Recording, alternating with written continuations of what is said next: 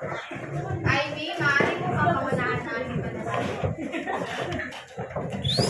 Father, the Son, and the Holy Spirit. Our Father, who art in heaven, hallowed be your name, thy kingdom come, thy will be done on earth as it is in heaven. Give us this day our daily bread, and forgive us our sins, as we forgive those who sin against us. Do not bring us to test, but deliver us from evil. Magandang umaga sa lahat.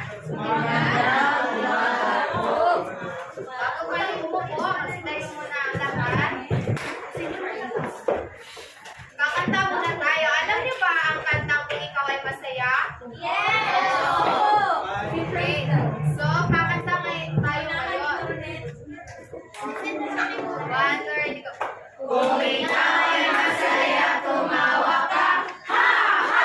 Kung ikaw ay masaya, tumawa ka. Ha! Ha! Kung ikaw ay masaya, buhay mo ay sisigla. Kung ikaw ay masaya, tumawa ka. Ha! Ha! Kung ikaw ay masaya, pumalak ka. Kung ikaw ay masaya, pumalak ka. Kung ikaw ay masaya, buhay mo ay sisigla. Kung ikaw ay masaya, pumalak ka. Kung ikaw ay masaya, pumadya ka. Kung ikaw ay masaya, pumadya ka. Kung ikaw ay masaya, buhay mo ay sisigla. Kung ikaw ay masaya, pumadya ka. Iuwain ang kumang lahat. Kumusta kayo ngayong umaga, mga bata? Mabuti naman. Meron bang iba sa ating klase ngayon? Mabuti naman kung walang iban sa ating klase ngayon. Bago tayo magsimula sa unang kahinaan ng ating leksyon ngayong umaga, ay magkakaroon muna tayo ng kasubuan. Sino ang makapagbibigay ng kasubuan sa ating klase? Jonah? Tama, makinig ng mabuti. Kung nagsasalita ang guro sa harapan, ano ang iyong gagawin? Michelle? Tama. Kung ikaw naman ay gustong sumagot, ano ang iyong gagawin? Rosemary? Magaling. So, inaasahan ko na masusunod ang ating kasunduan hanggang sa matapos ng ating leksyon. Maliwanag ba, mga bata? Oo! So, ano nga ba ang dinalakay natin noong mga araw?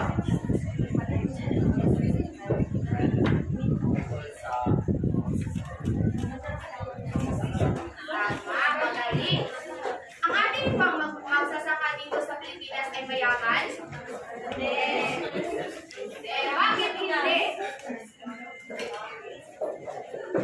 Ulang sila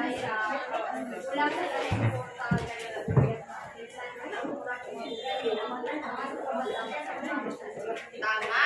Hindi mayaman ang ating magsasaka dito sa Pilipinas dahil kulang ito sa suporta ng gobyerno. Ngayon ay ipapatuloy ni Teacher Jessa ang talakayan natin ngayong araw.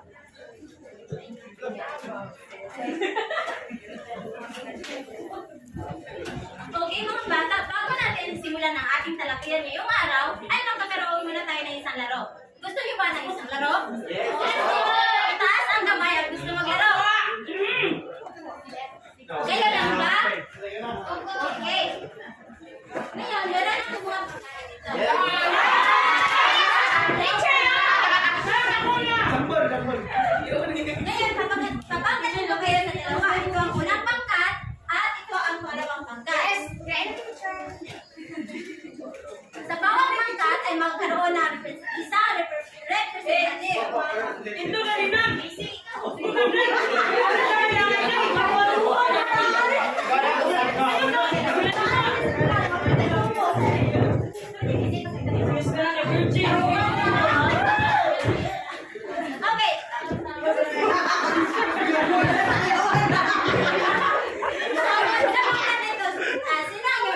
Ito ngayon!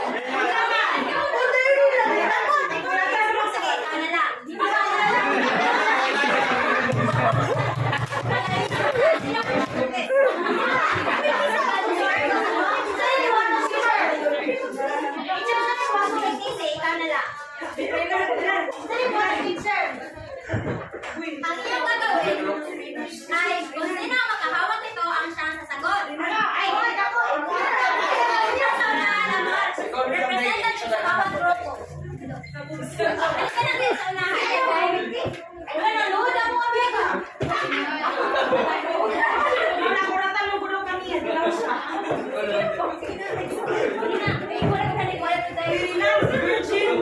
Ayaw mo, ito na.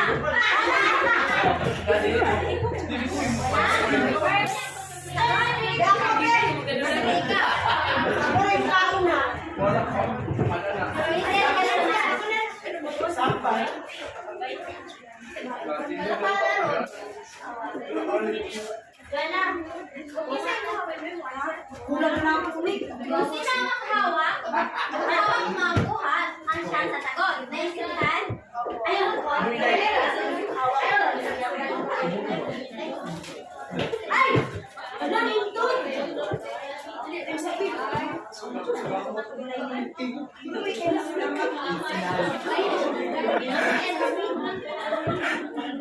Ako na kayo final.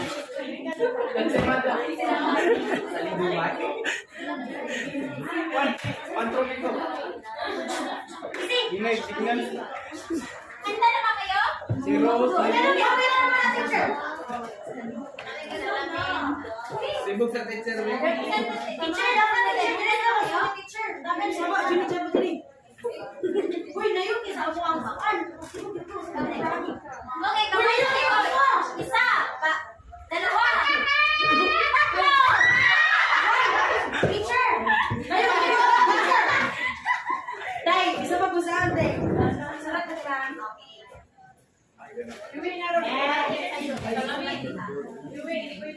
Dahil ako represent natin, teacher. Salamat. Dahil na teacher. Gusto.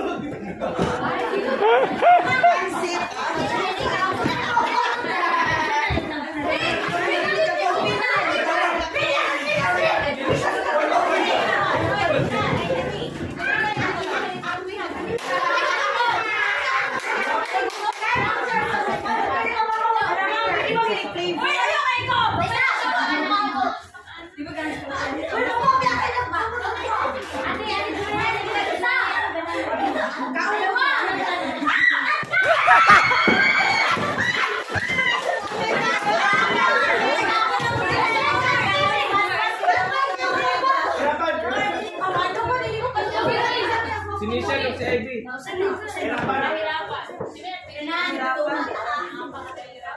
Okay, maraming salamat. Kaday.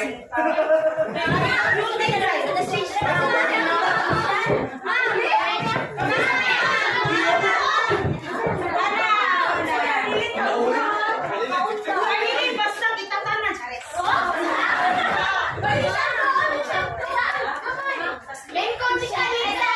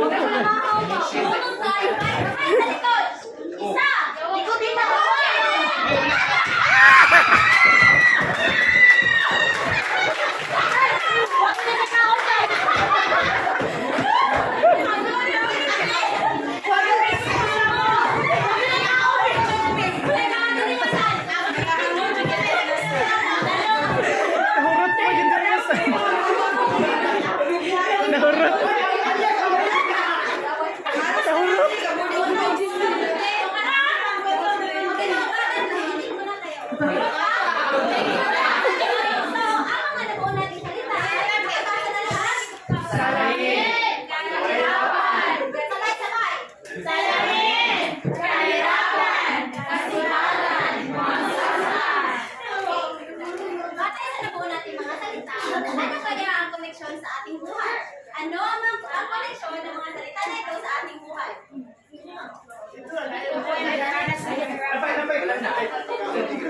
Itaas ang kamay ang gusto ng sumagot. May pagkain?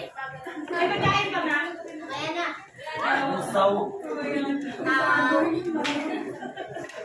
Maaari ka bang tumayo at sabihin ang ating tanong? Batay sa nabuo nating mga salita, ano kaya ang connection nito sa ating buhay? Sa tingin ko, batay sa nabuo ng mga salita, ano kaya ang connection nito sa ating buhay? Ito ay mga pagsubok o mga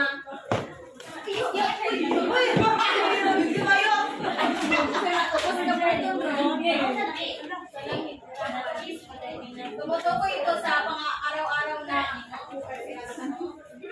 hamon. Okay, maaari. Dito, sino gustong sumagot?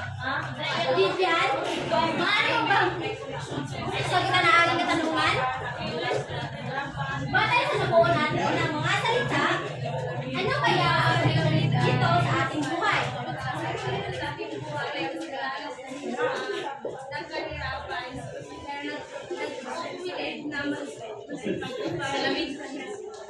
Magaling! Bigyan natin si Vivian ng 3 bagsak na palakpak!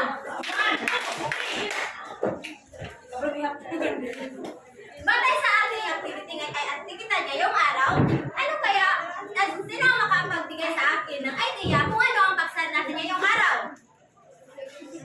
Nishan? Ang magsasaka, salamin ng kasipagan at ng Magaling, Nishan! Bigyan si Nishan ng 5 palakpak!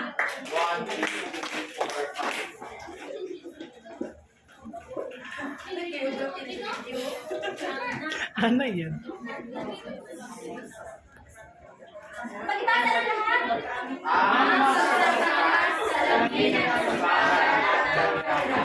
Pero bago ang lahat, babasahin muna natin ang ating mga layunin ngayong araw.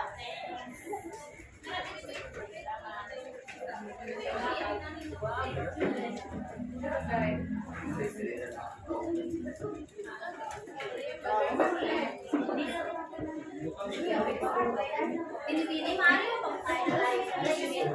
Layunin. Pagkatapos sa karaniwan, ang mga mag-aaral ay inaasahan na unang-una na ipapaliwanag ng kasikang kanyang walaki ang Video, Roy. na kapag palabas ng sarili sa loob at inusulat tungkol sa kanyang binasa kasi nakakagawa ng poster bagay sa nabasa. Maraming salamat. So ngayon, pagpatuloy ni Teacher Liza ang ating talakayan ngayong araw. Ngayon mga bata, meron tayong babasahin. Ito ay tungkol sa pananaw ng isang anak na isang magsasaka ni Mark Scorpio na pinamagatang ang magsasaka ay salamin ng kasipagan at ng kahirapan. So bago yan, tatawag ako na isa sa inyong mga klase upang bumasa dito sa harapan at yung mga nasa upuan naman ay mapiling na mabuti sa magkat. Pagkatapos dito ay meron ako mga katanungan. Naintindihan niyo ba mga bata? How about this Okay, so pakibasa, lakaya, sa unang talata hanggang 3 talata. Magbasa ka sa sulat. Iripi! Ang magsasaka sa lamin ng kasipagan at ng kahirapan. Mark Christopher Bioda, pananaw ng isang anak ng magsasaka. Kung tatamad-tamad ka raw, ay baka mahuli at maghirap ka. Paano naman ang ating mga magsasaka? Hindi tamad ang papa ko. Marami lang masisipag na demonyo at sa sakahan nagkakasik ng sa isang papamunad pa lamang na bansa nila ng Pilipinas. Kung tatamad-tamad ka raw, ay baka mahuli at maghirap ka. Paano naman ang ating mga magsasaka?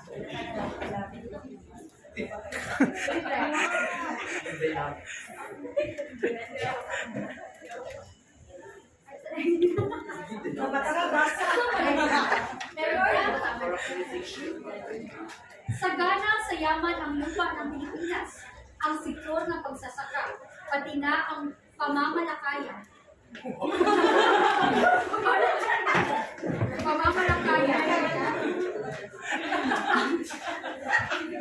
Ang sumusustena sa pagkakaroon ng malaking populasyon ng bansa.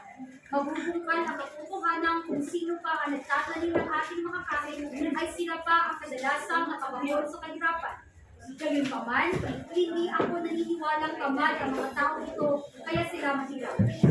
Sabihin ng mahirap lang kami, ngunit hindi tamad ang papa ko. Sa aming munting kapag sa probinsya, laging sumasagani sa aming isipan ang mga salita ni Papa.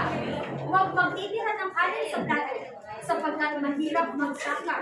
Kung kaya't sa bawat pagsubok, inanamnam ko ang bawat butin, dahil hindi na ito butin na galing sa buhay. Handog ito ng marangal na kamay. Ito ang buhay. Maraming salamat, Tangaya. So napapansin nyo, ang mga paulit-ulit na binabanggit dito, ang katagang, kung tatamad-tamad ka raw ay baka mahuli at maghirap ka. Paano naman ang ating magsasaka? So ibig sabihin nito na ang katamaran at kawalan ng sipag ay maaaring magdulot ng kahirapan at kawalan ng buhay. At maaaring magdulot ito ng bunga ng kahirapan. Ngunit sa konteksto ng mga magsasaka, ang paghihirap ng mga magsasaka ay hindi dahil sa kawalan ng sipag, kundi dahil sa mga maraming hamon na kinakaharap ng mga magsasaka.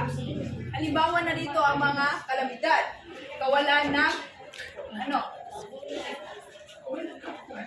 pera, at mababang suporta ng mga gobyerno ng pamahalaan. So, maraming mga magsasaka ngayon na hindi natutugunan ang kanilang pangangailangan ng pamahalaan. So, ano-ano nga ba ang mga pangunahing pangangailangan ng mga magsasaka?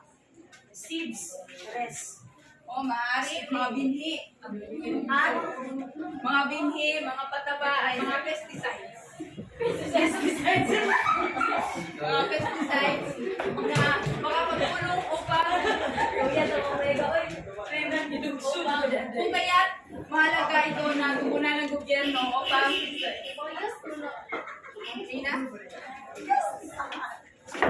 maging masagana ang ani na. Maaari. Okay, so patuloy na natin. Makibasa sa ika-4 hanggang sa ika-6 na talata, Rinan. How about this sa pizza? Tumangan daw.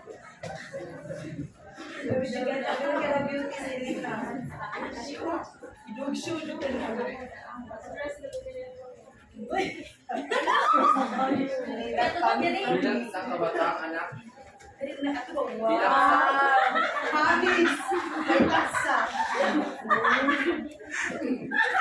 isang kabataan anak na magsasaka, namulat ako sa kalagayan nila.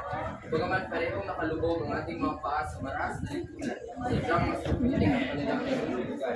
Nilalakaran, butik na nagpapingan ang pangis. Masasabi ko hindi biro ang magsaka. Ang hindi po magkabo ang magbanat ang umasa sa ulan habang tutuyot ang magsaka sa kakamatubig. Habang wala nang masadok sa lapit na pagbayad na ang isa sa loob. Sa ospital noong nagkasakit ang isang kapamilya at sa panulan. Ang maging tagatagin ng mga kapitalista ang kinakaya-kayanan lang ng mga nasa tumbong dahil sa kakayahan nilang kontrolin ang presyo ng mga produktong agrikultural. Ang maging salamin ng kasipagan, ngunit sa huli ay salamin pa rin ang kahirapan. Masaklap na ang baliwalain sila, ano pa kaya ang masalain sila? Sa Negros Oriental, naglabas ng magkakaiwalay na search warrant ang mga tinunao-ulan upang sabsamin ang mga illegal umanong armas sa panig ng mga sinasabing komunista. Magsasaka ang sinasabing komunista. Pinagbabaril ng 14 na magsasaka kaya sila umani ng bala, hindi ng bigas. Alalahanin din ang mga kaluman-duman na pagpatay sa mga magbubungis dahil sa walang katapusang away sa lupa. Ang marahas na lumirikan sa asiyensya. So maraming salamat.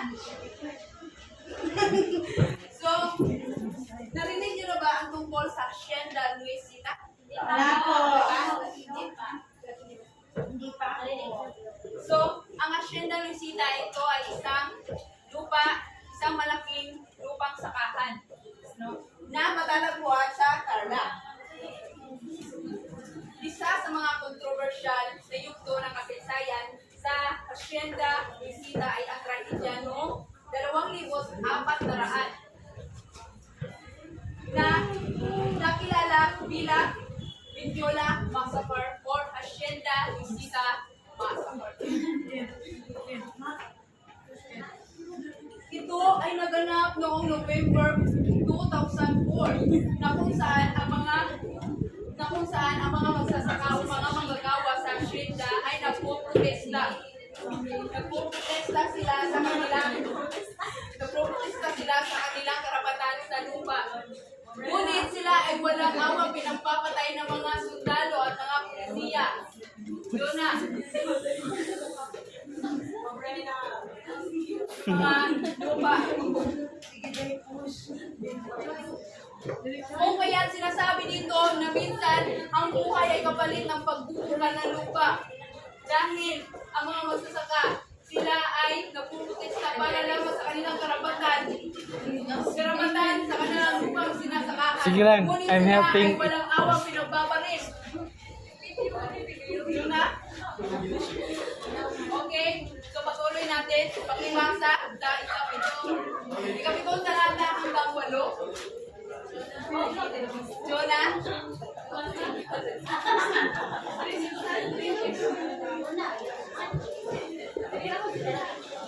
Minsan buhay ang kapalit ng pagtutunan ng lupa o luy o minsan kultura upang makatakas sa pag-aalam tungkol ng Maynila na pagkasiyahan ay gumamit ng maayos noong Webes at ngunit naabutan pa rin ako ng pag-iitok ng umalang bago na buhay. Dahil sa lagasan ng mga pasahero sa upang ng biyaheng ligayen at paglupas. Ang mga nabanggit ay ilan sa mga ruta na bumabagta sa aming bayan Tarlac. Ang probinsya sa saan tinatayo ang New Park City. Ang sinasabing magiging bago sa pinakalan sa labas ng Maynila at pagdadausan ng Southeast Asian Games noong 2019.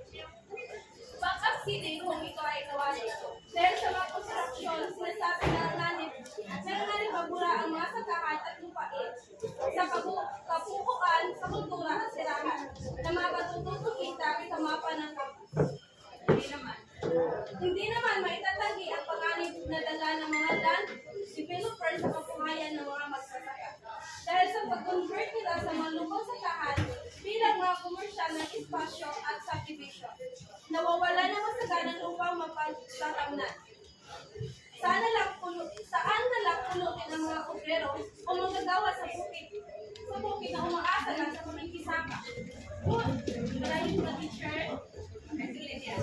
Okay, pakibasa natin at Divan na ikasyam na talata hanggang 10.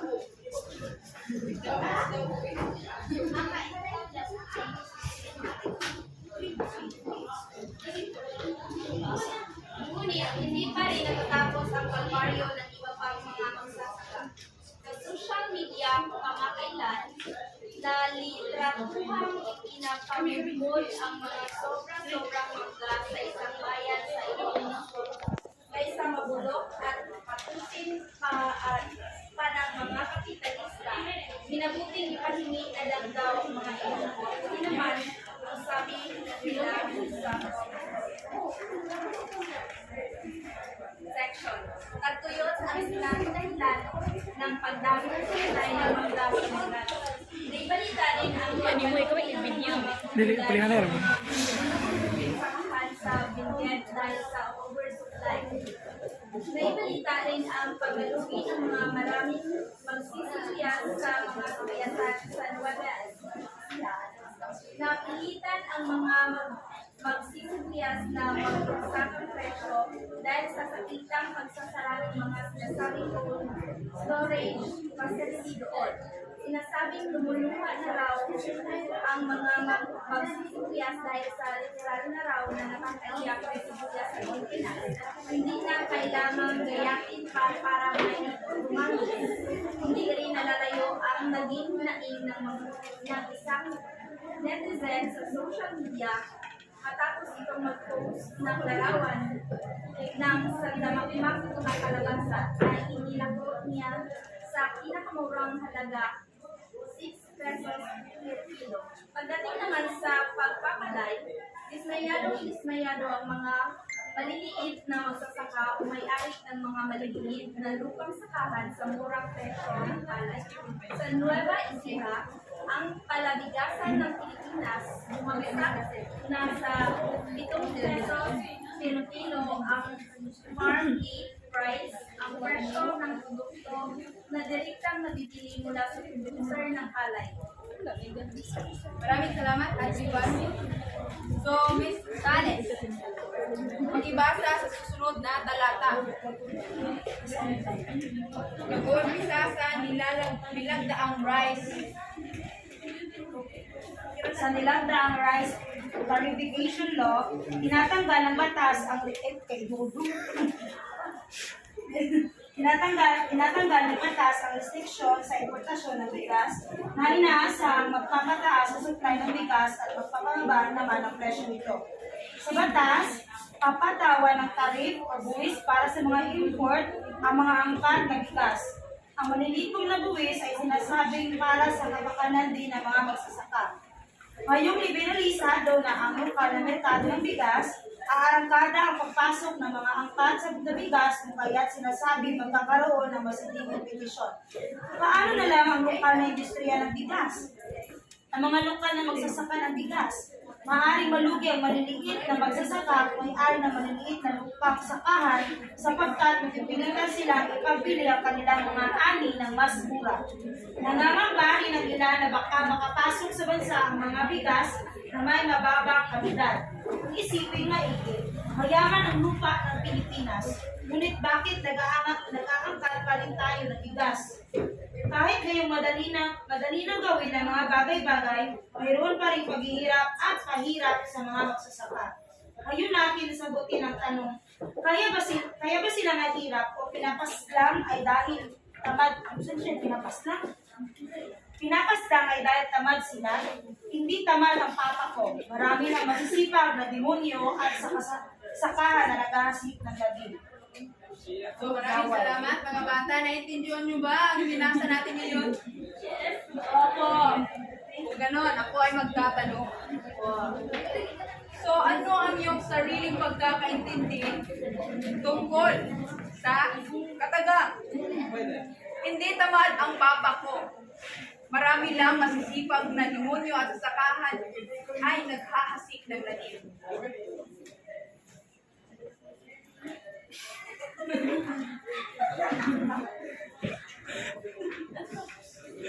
So, ano ang iyong palagay sa iyong sariling opinion tungkol sa katagang?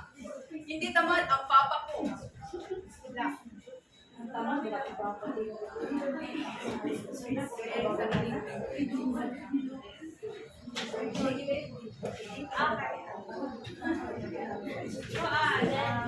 Maaaring hindi tamad ang kanyang papa.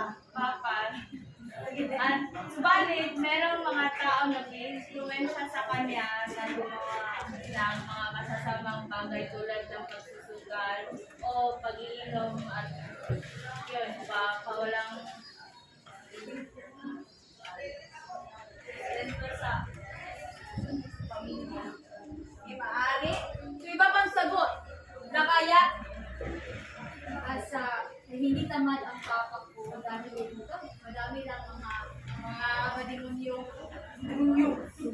Magsasabi natin na ang kanyang tatay isang magsasaka, hindi tamad ang mga magsasaka. Marami nagsasabi na naghihirap ang mga magsasaka ang buhayan. Ay, marami nagsasabi na patuloy ang paghihirap ng mga magsasaka kaya sila ay tamad.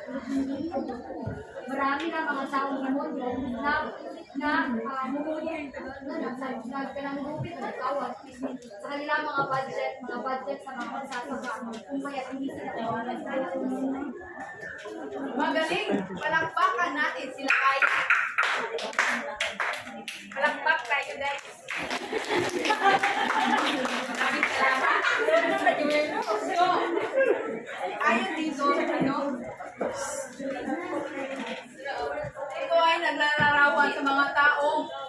may masamang intensyon. Ano? Halimbawa, ito yung mga taong nagpapautang sa mga magsasaka sa mataas na interes. Kung kaya, ang mga magsasaka ay umubog sa utang. Pangalawa, ito yung mga taong tinatawag na fake agricultural sellers. Ito yung mga tao na nagbebenta ng mga piking binhi. Mga piking binhi at mga pesticides at mga hindi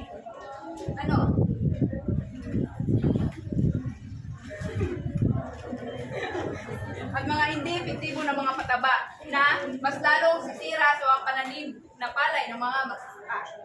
At ang pangatlo, sila yung tinatawag na land mafia. Hindi mafia sa city, kundi land mafia. Ito yung mga tao na mga kumakamkam ng lupa ng mga magsasaka at nagpapatayo ng mga illegal na struktura sa lupang agricultural. So, ang mga ito ay isa sa halimbawa ng mga tao may mga masamang intensyon. Kung kaya mas lalo naghirap ang ating mga magsasaka. Okay, so, huling tanong. Bakit ito pinamagata? Ang magsasaka ay salamin ng kasipagan at ng kahirapan.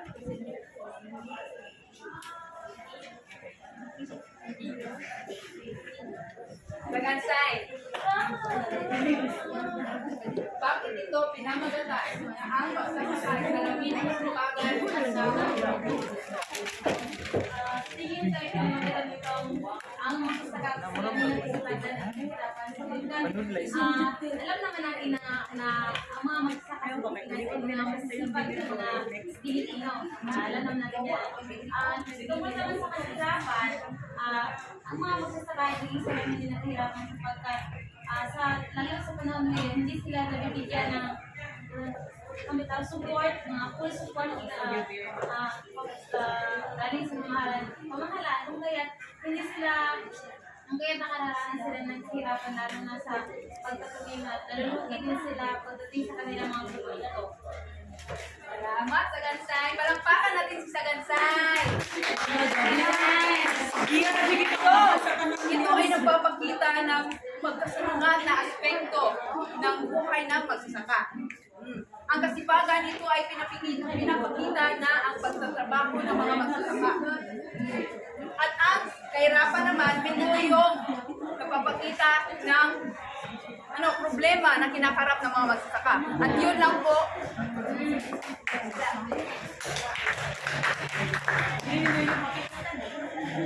Ngayon, naiintindihan niyo na ang tinatalakay kayo at mayroon tayong gagawin. Ipapakita ko kayo sa apat. Dito ang una, dito ang dalawa, at dito ang pangkat-tatlo, at dito naman ang pangkat-apat. Ang gagawin niyo lang ay gumawa kayo ng poster tungkol sa magsasaka, salamin ng sipagan at ng kahirapan. Bibigyan niyo kayo ng nalista ninyo sa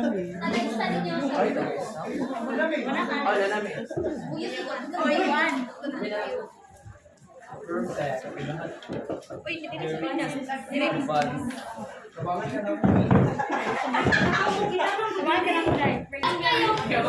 minuto, pagkatapos ito, ipaliwanag niyo kung bakit iyak ang napili niyo. Ipaliwanag niyo.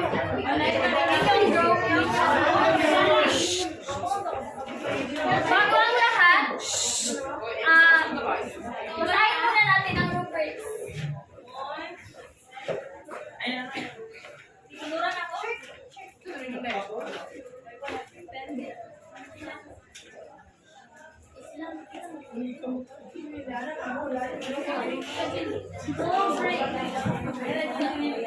Class, basahin muna natin ang rubrics bago ang lahat sa ikaw. Rubrics! Pamantayan, nilalaman, description, waso at magkakataon na sa langit, tapos puso, pagkakataon, nakakataon na edisyon, ang gawang poster, puntos, sakwa, pagkakaisa, pagtulong-tulong,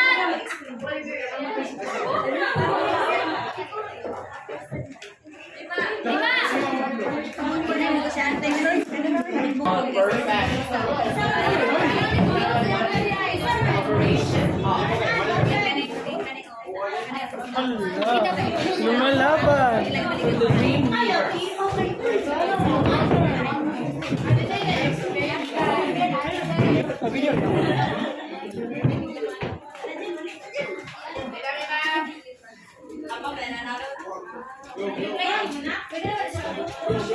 Nakita dito sa aming poster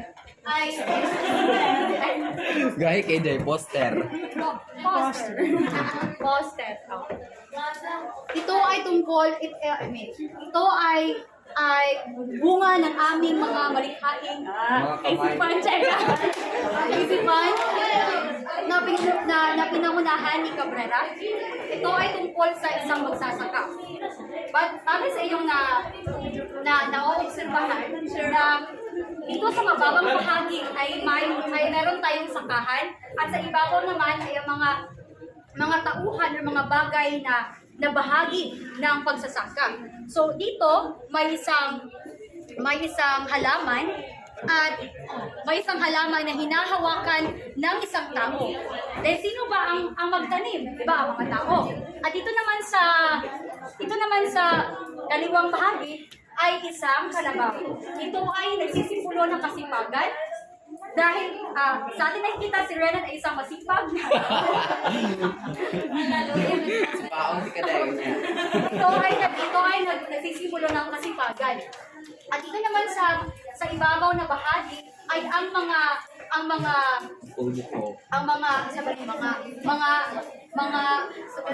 Abstract. mga trabahante at ito ang mga pagsubok na dinanas ng mga magsasaka. Katulad ng mga pera or mga budget na dapat sana ay makakalaan sa kanila, ngunit balikit na lamang ang kanilang natatanggap dahil ito ay kinukupitan. Hindi sila nagkakaroon ng makulat na buhay dahil sa mga gobyernong kinukupitan at patuloy na nagkukulap. Ito naman ay talaga na naghihirap ang mga magsasaka. Kaya sa aming system, gusto ko na daw ng aming system ay dapat pahalagahan ang bawat magsasaka. Go!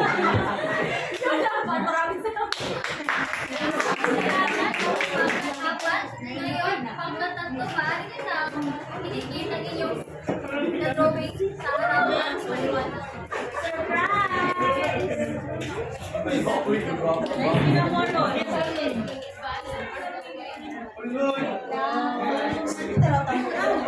Uy, bigat yung kayo nag-shoot. Pwede ano kayo? Nindot siya kay cowbell. Cowbell.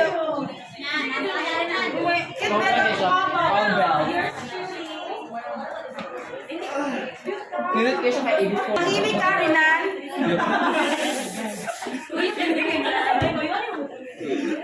Ito ang isang magsasaka. Ay, kidulit. Uy! Kidulit. Ay, katungkol pala itong lang. Ito ay isang magsasaka. Ito ay hindi baka sapagkat ito ay kalabaw. Cute lang siya. Kaysa sa ila. Uy, guwapa na mo dahil. So, nakikita nyo ito, naganap ito sa isang sakahan. Ganun na, Mary. Kung iyong mananapatin, ito ay isang kamay. Kamay ni siya. Kung makikita nyo, maaari siyang bakal. Bakal na siya na. O, ito ay sumisumbolo sa kamay ng mga mayayamang abusado, mga demonyo na nabanggit sa binasa natin kanina. Ito naman ay isang buto. Buto. Makikita nyo, buto siya. Buto lukay siya sa isda or sa basta buto siya. Ito ay sumisimbolo nga kapag nagbibenta ang magsasaka sa mga mayayaman, binibili nila ito ng mura. At ito naman ay isang pera nila. Pera. Ang kanilang binili na ani o halaman sa magsasaka na mura, binibenta na nila ito ng mahal. Kaya ibig sabihin.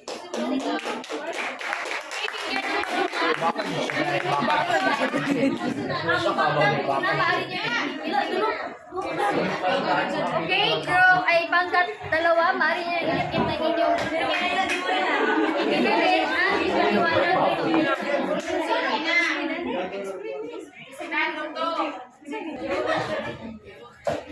Nanay, color niya.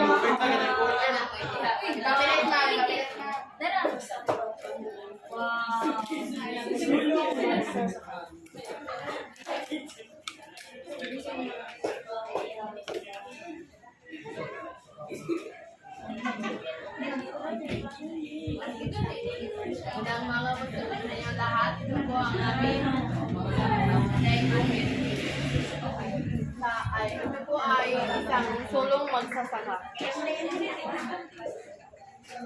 Batay sa aming ginuhit, ito po ay nilarawan na mga balay na itingnanin sa na ilang itanong sa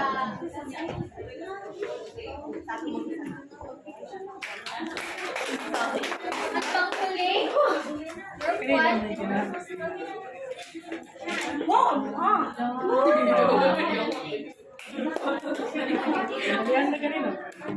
Partida.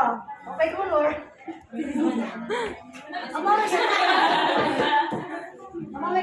Mamay kinawaway.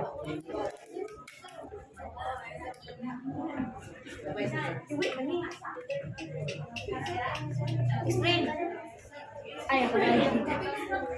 So, ito ang tunay na bayani. Ito ay isang magsasaka na nagtatanim ng palay. So, ito ang tunay na bayani. Hindi yung mga nakaupo lamang sa upuan. Nakaupo lamang sa upuan at nangkukurap. In short, secret, gobyerno. So, ito, ako na yung mga ngayon, gusto niyo ba malaman ang inyong score? Ang score sa group 1 is nilalaman 10 puntos. Pagkamalikhain, 10 puntos. Pagkakaisa, 8 puntos. Total of 28 puntos. Sa pagkadalawa, nilalaman 10 puntos. Pagkamalikhain, 7 puntos. Ang pagkakaisa naman ay 8 puntos. A total of 25 points. Pagkatatlo is, ang nilalaman ay 10 puntos, pagkamalikhain 10 puntos, at pagkakaisa naman ay 7 puntos.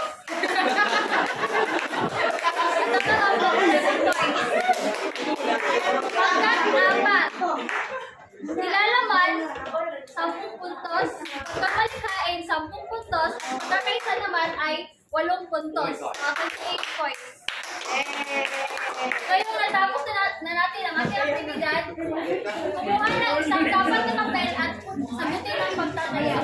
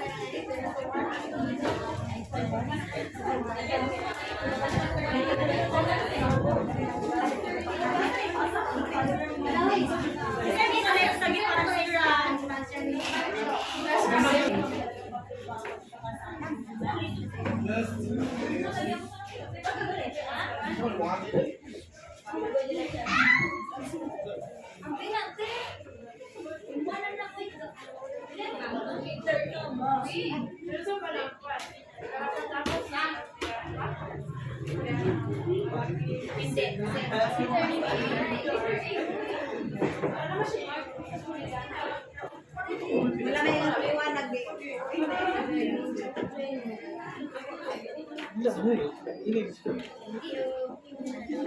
Laking talabong. Ngayon, kumuha kayo ng kwaderno at sulat ang inyong pagdang aralin.